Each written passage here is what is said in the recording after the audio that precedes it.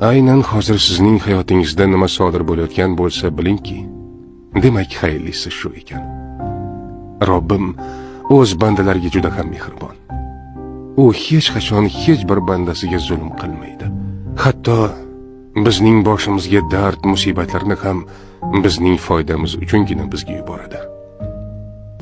Sog'liqni qadriga yetishimiz uchun bir muddat xastalikni, boylikni qadriga yetishimiz uchun faqirlikni, sevganlarimizni qadriga yetishimiz uchun esa biroz yolg'izlikni ta'mini totib ko'rishga to'g'ri keladi.